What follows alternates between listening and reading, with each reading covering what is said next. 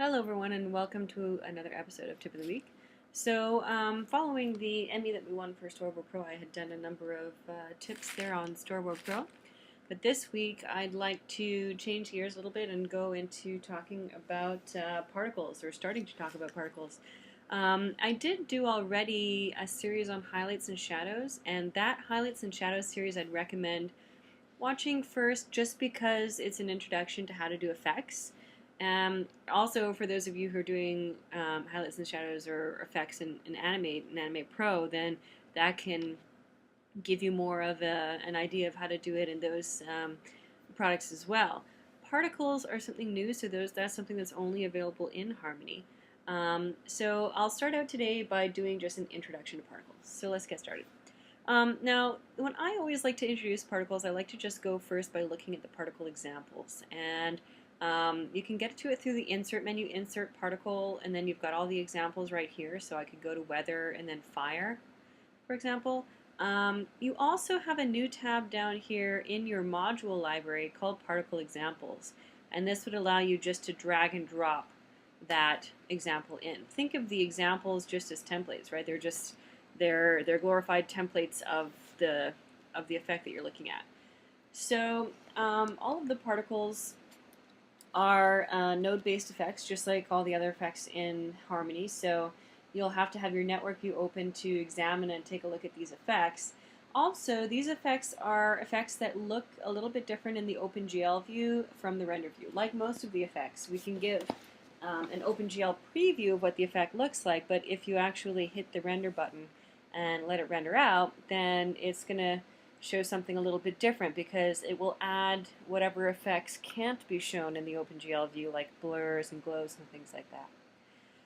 Let's go ahead and take a look inside. So when we look inside an effect, or a particle effect rather, there are a bunch of different modules in here. So when we look at an effect, we've tried to make this a little bit easier by color coding things in here. So you see that these different modules have different colors to them. And the ones that are purple, the light purple color here, are what we like to call actions. And actions, if you can think about it, are something that's done to a system that affects the way that the system exists. In other words, a particle system is kind of like an enclosed system. It's basically like an environment where stuff happens inside. And so all of the actions that you'll do on this particle system are things that will affect what happens to the particles inside that closed environment. So if we look at the different ones that we've got in this one, we've got the ability to move the particles. The emitter is the most important one of them all, and I'm going to dedicate an entire tip to this next week, to what the emitter does and how to work with the emitter. But the emitter is what creates the particles. And then some of these other ones are additional, like wind friction, like it sounds, is going to give a bit of wind to it. Velocity. Velocity affects the initial velocity at the creation of the particles. And the reason I say this is because when you create the particles, when they're first born, each particle has this concept of life. So they start out at age 1 or age 0 or 1, and then as each frame goes by, the age increments by 1. So on frame 2, it's 2 frames old, it's 3 frames old on frame 3, and so on. So velocity only affects when that particle first enters the system. And then, once it's in the system, other actions will affect it, like gravity, the wind friction. But when it's first created, it might have initial velocity. Think of it like, particles that don't have any velocity, they're kind of just like, I don't know, coins that are sitting on a table. But if you think instead about a hose that has water spraying out of it, then the water is coming out of it at an initial velocity. But then after the hose comes out, maybe I should draw this just to make it easier to understand. So that's why I like having an animation software, because you can just draw stuff. Okay, so alright, so here's my hose.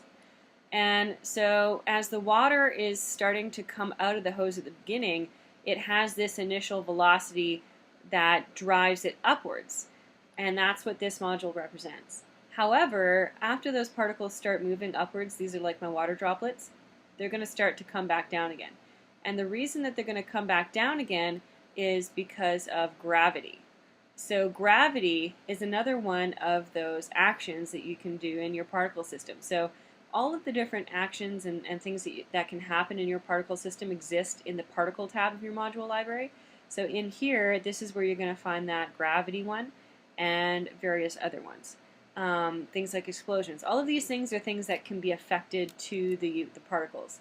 But basically, so if we think of the water particles coming out of this hose as an enclosed system, then you know what happens when you initially have them start is your initial velocity.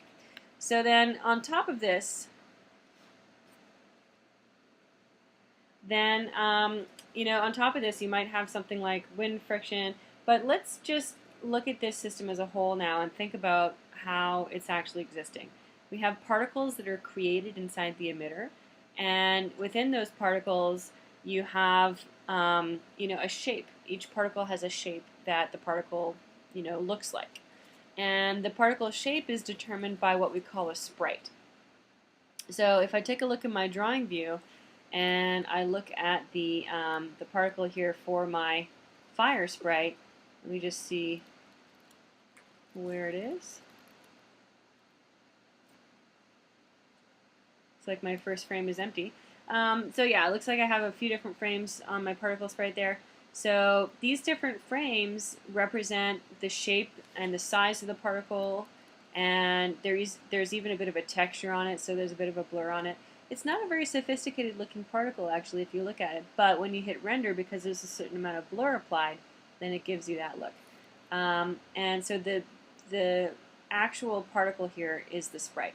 And because of the way that we do things, we actually connect together an actual drawing layer, like a regular drawing layer from the system, into that particle engine. So that means that you could draw whatever you want to be a particle. Like I could add a smiley face in there, and I could have a smiley face be a particle. And then you can see the smiley face showing up now in my particle example in real time. So any changes that you make to that drawing are applied in real time to your particle system. And that is super, super cool. And if you think about it, because it's a drawing layer, what other things can you do on a drawing layer? You can import images onto a drawing layer. You could even import a 3D model onto a drawing layer. So all of those things could, in fact, become a particle. So the main things to think about is you're creating the particle and then you're affecting it with certain actions down here. And then there's sort of an order that's inherent when you gather these things together. So what the composite does is the composite just gathers together all of the actions and then calculates what's happening in that system. So then it goes from left to right. So first it sees that it wants to move the particles, and then it's going to emit them. Add a little bit of wind friction.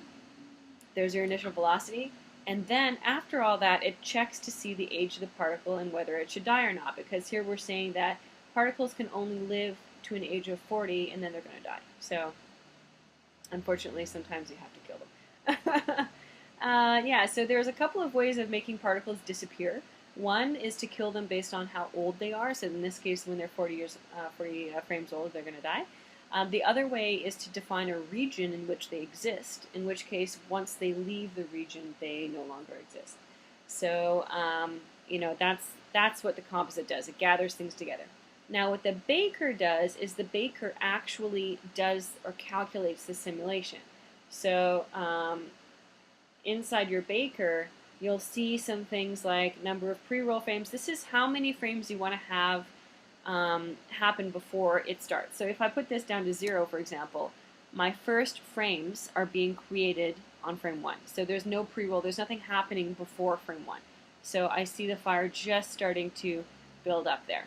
But if I put a certain number of pre-roll frames on, I think it was up to 20 before, let's put it to 30 just in case, it means that the system starts before frame 1 of your timeline. So it has a chance to reach a stable kind of system quality there. And then sometimes you also want to set a maximum number of particles. let's say, for example, if you didn't kill them, then they would just keep adding particles in every frame. The emitter creates particles, and so it creates particles in every frame. And if you keep creating and creating and creating, eventually you'd have an infinite number of particles, or you'd have so many particles that your machine would crash. But obviously, with the 64-bit version of Harmony, it's very difficult to make it crash. But theoretically, if you had a huge number of particles, then you could slow your system down to a crawl, or you could just, it could take a very long time to render. And if those particles aren't, being seen or being used, or if there's, it's good to have a limit. So the limit by default here is set to 10,000. And then there's also the ability to move the particles in here. And the difference between having a move in the baker and having the move up here is that if the move is up here, it's happening before it calculates all the other stuff, whereas if you put the move down here, it's happening after. So remember I mentioned earlier that you could have a region that defines where particles exist and they can leave that region.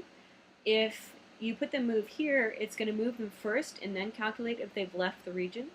If you have the move only in the baker, then it's going to first see whether it's left the system and then going to move it. So then if you are using a sync, that's what we call it, to do that, then sometimes you might see particles outside your sync if you're only using the particle baker to move your particles. But we call this an inherent move. So in other words, it's a move that's kind of outside of the particle system. And then down here you've got your visualizer. And what the visualizer does is the visualizer allows you to define where that particle system is defined in space for the compositing of our elements in here. So let's take a look, for example, in my perspective view here. Because these particle systems are inherently 3D systems. They exist in 3D space. So just like I can just rotate around my perspective view, and you can see that the particles really are in a 3D space. They're created inside a 3D region, and so they're existing there in a 3D space. But even though they exist in a 3D space, before we render the entire scene, we flatten them down to a plane. And the reason that we do this is to make the system a lot more efficient, and so that it, renders out without having to take 5 bazillion years to render everything out. And so, since most of the time you're working in either 2D systems in 3D space or parallel to your camera, then this works out just fine. But when you're flattening a 3D thing down to a 2D plane, then you kind of need to define where in 3D space that plane exists.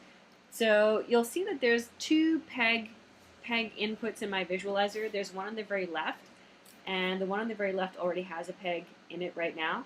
And this peg on the left defines where the overall position, rotation of scale of the system is.